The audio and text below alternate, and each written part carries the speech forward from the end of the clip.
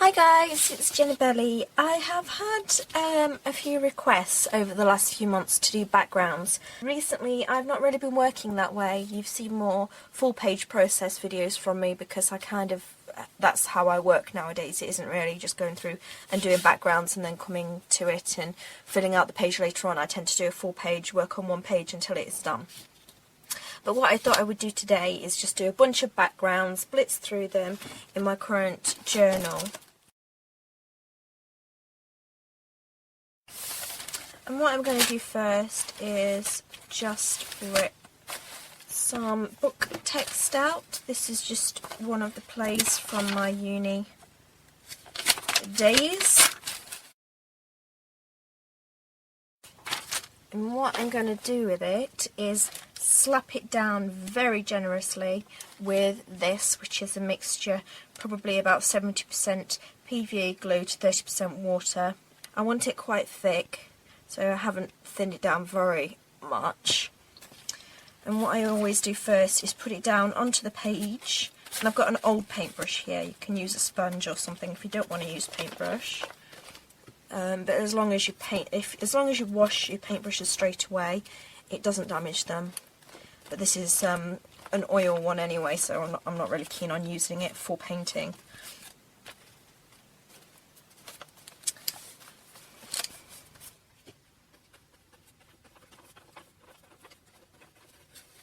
And then I go over the top as well. Again, very, very generous for this technique.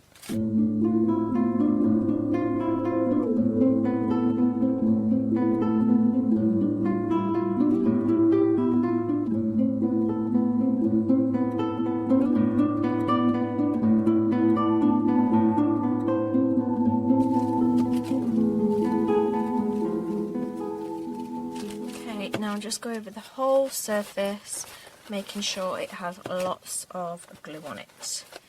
You see. Now I'm just going to dunk my brush directly into some gesso, and as thickly as what you laid on the glue. This is still wet glue, don't dry the glue. And as thickly as you laid on the glue, lay on the gesso. And be conscious of which way you place your brush strokes. If you go all that way, then the effect is gone. It's already starting here, look. Then the effect is going to go that way. If you do this way, the effect is going to go that way. And the effect that we are going to have here is this is a faux crackle. So this is a glue crackle. And if you put text pages underneath, what it ends up looking like is wood grain. So I go right up to the edges so the whole area is white before it starts cracking. And this is why you want a lot of glue, because the more glue you have, the better effects you get. The cracking happens a lot thicker. Now I'm gonna just go and grab my heat gun and speed up this process.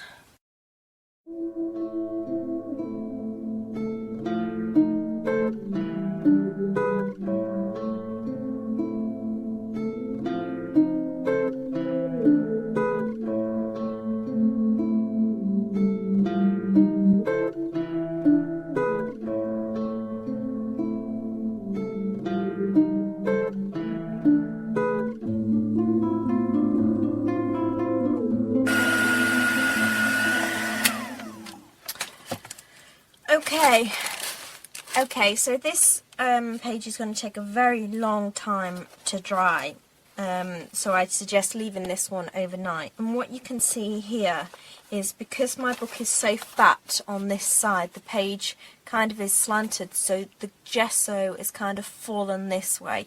But if you do it flat, this is what happens. It looks entirely like wood grain. It looks really cool. And the reason why this has happened is because what the glue does is it sits kind of like, imagine earth on plates, you know, when it shifts and the earth moves as well. So this is what is happening. It breaks up the gesso and pulls it apart, which is why it's slipped this way. But if you do it flat, this is what happens. Really cool effect, and I'm going to wait for that to dry. So what I'm going to do, because I've bound into this book many different pages and things, sometimes I come to a page and I have half one colour and half another, or patterned or whatever, and I kind of want to even them up. So if I show you, not all the time, but sometimes, if I show you previous ones, like this one, I might keep it as it is, or I might incorporate it. So on here, this was patterned. I don't know if you can see just at the top and at the bottom.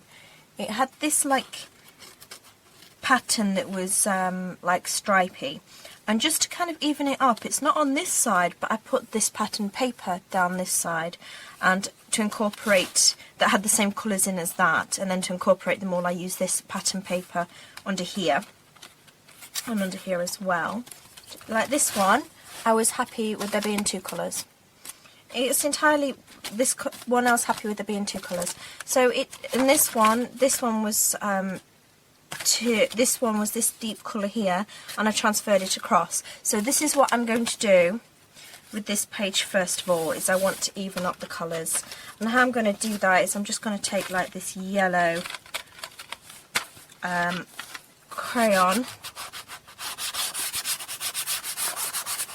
and it doesn't matter to me that they're not going to be 100% exact match, because the other pages wouldn't know anyway that it wasn't 100% exact match until you actually looked, until I pointed them out.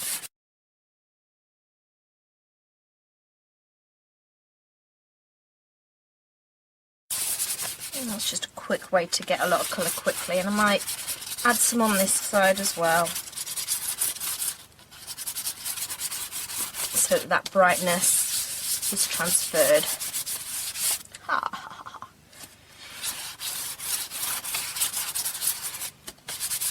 Messy fingers, happy mind. Okay, I'm going to grab some hairspray, because it is always a good idea when you're using pastels to set it. So what I'm now going to do is do like a pattern look. I'm not usually a person for pattern on a background. I like things looking more artified, more messy. You know, there's no real pattern involved if this pattern is over the top. But I'm going to put it underneath on this one. And what I have here is some packaging from Christmas presents, cut down into strips, and I've cut it down into, as you can see, I've started using it as a foam stamp, and that's what I'm going to do here. So I'm just going to grab some acrylic paint, just using my paper as my palette like I usually would. Now what I'm going to do is start randomly in the middle, even though I'm doing a pattern. Let me move you over. So I'm going to start randomly, and the reason why I am just going random there is so that things are going to go off the page. If I started up here and went along, then it would look very uniform, and I've done that too close together, but oh well.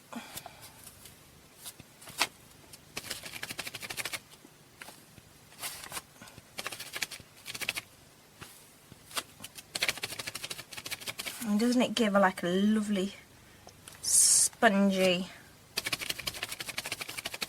effect? As it happens, we end up like that anyway, but we might not have done. So, and there's lots of things that you have around that you could turn into homemade stamps. There's so much. I might do a separate video showing you just how much there is, because I've got a whole bunch saved up that I'm supposed to be using on projects, and I don't always get around to them. Now with that, I'm going to mix in yellow. Ooh.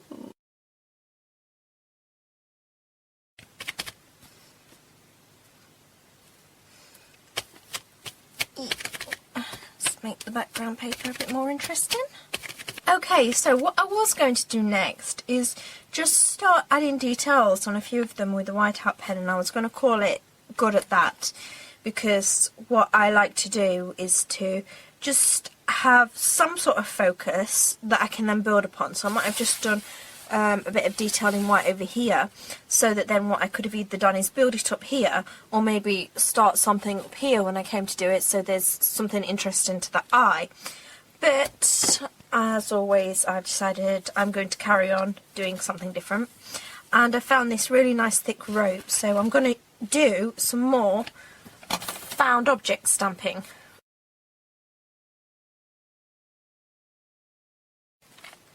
Whoa, I love it.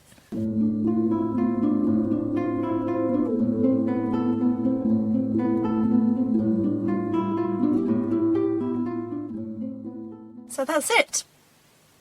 I might leave it at that, and just when I come to create on it, just build it upon there.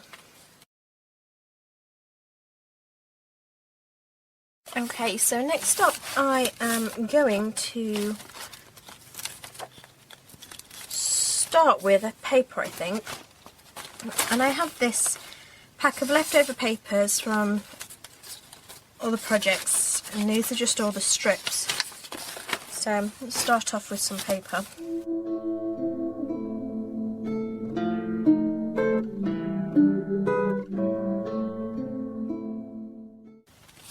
And I'm just putting this here just to cover the cover this input that's bled through. I'm not really thinking about it. Go for another one. That's kind of in the same kind of colourway, so I'll use that one. And scraps are a really good supply for your art journals, particularly just the backgrounds. When you don't have an idea of what you're doing, I would always start with some scrap rather than some, you know, newly bought paper or something. So water punch.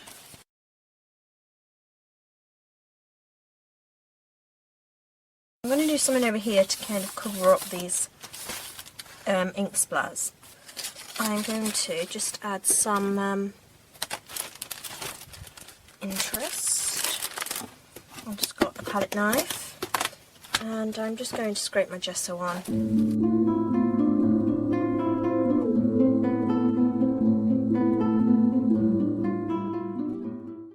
This is my homemade spray bag, and I'm just kind of looking for colours that might be a bit strong. I mean, there's some yellow in there. Brown? I don't know.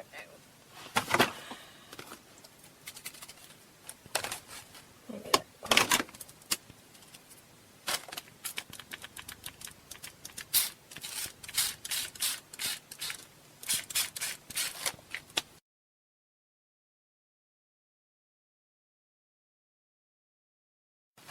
And the idea is, though, to spritz so that the pattern from the gesso comes through is kind of a resist. So that's quite a cool technique. Also, one of the biggest things in crafting right now is splatters. So, you know, we're down with the kids, so we're going to add some. We're on trend, we're on par. You know what has just happened? And this, I swear to God, I promise, I did not plan this. But I have these cinema tickets from the other day, and they're blue, and this here says popcorn, and has this movie thing here, so I might incorporate that into the page somehow. Honestly, I did not plan this, but I think that if I was to add these, then it would be more on top layers. La la, what shall we do now? Maybe grunge it up with this raw umber and do some bigger splats with this. Oh, that was a very big splat.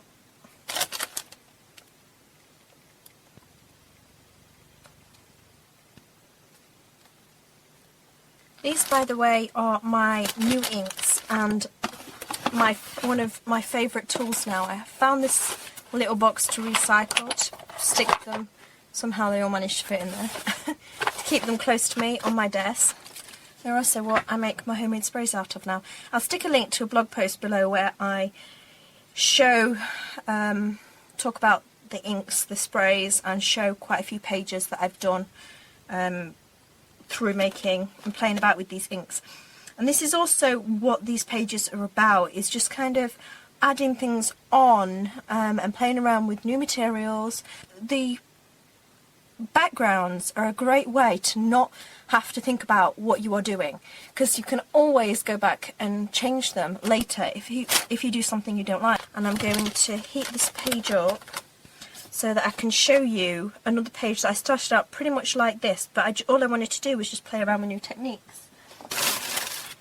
Okay, so this is the page that I am currently on, and this page started out exactly like this page, just sticking down some excess strips that I had and some excess wrapping paper here that I had, and it already had a bit of a sprayed background, but then so I added some more homemade sprays to it. I cut out this random circle from a piece of scrap, and I then went round the circle with my inks. I did some stamping. I did some stamping with that foam pad that we did on that page. Went round it in whiteout pen, played around. This is one of the first pages I did with my inks, and I was just playing with them. And I don't know if this is half done, if this is nearly complete, if it's just starting out. It's just a process of building and layering, and I could, I guess, if I wanted, add a title there, put a picture there, do a sketch there. So this page will probably develop the same way as this one, just trying out a couple of new techniques, like the foam stamps, like playing with my inks, like doing a bit of resist work. So I think that might be it for tonight. It's quite late at night here, so I might leave it at that, or I might include another one tomorrow.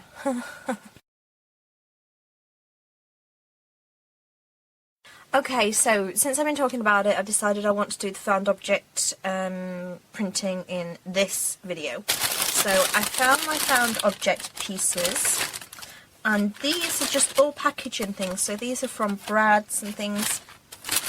So let's try these. And I'm going to leave the two background colours different for this one. What I'm going to do is print with them.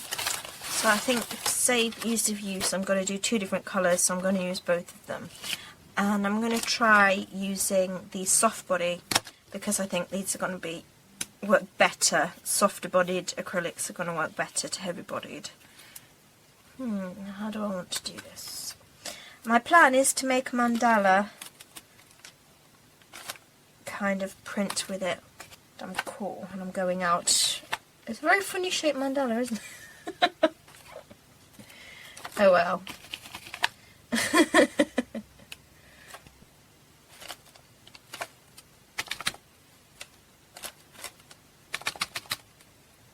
This one for some reason is printing more together. But I say though, I love the effect.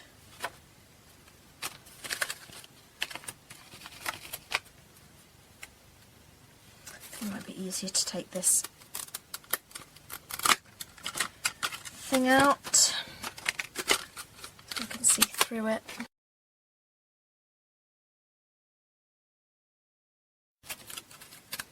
Oh, I'm sorry, I'm out of shot.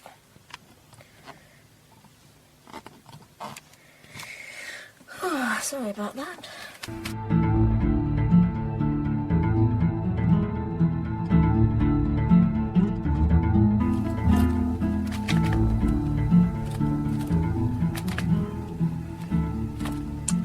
I love it. It's messy. I'm going to do it in the top corner.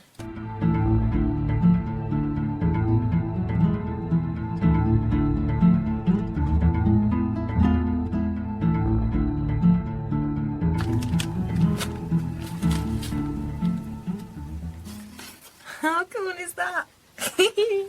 Okay, so now I've decided I'm going to do some doodling on this like it's a real mandala, but I'm going to go from the inner side out, whereas when I was printing I went from the inner side, from the outer side in. I'm going to do the reverse to build up my mandala, and I've just got a correction pen here.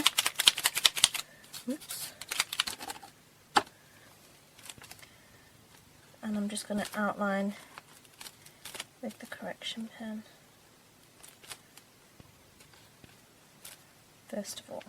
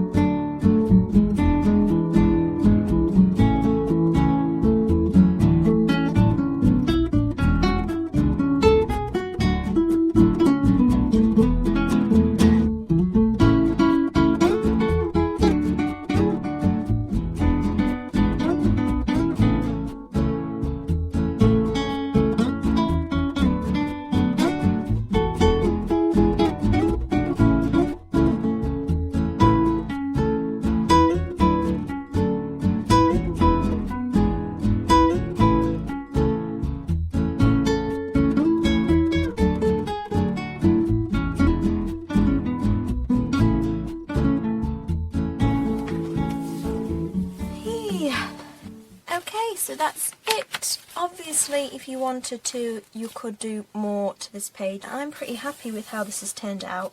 Obviously, if a background to you means you cover everything over, then you can just do this technique like I did with this one and cover the whole area. Or likewise with this one, where I've just put stuff in certain areas and kept a lot of white on the page, you could do the resist technique over the whole of it if you, for a background, want to really cover up all of your page. But I consider backgrounds now as something that you don't necessarily have to cover the whole page. They develop as you go along. But I hope it's given you some ideas. Hope you've enjoyed the video and these few techniques, and I will see you next time. Much love.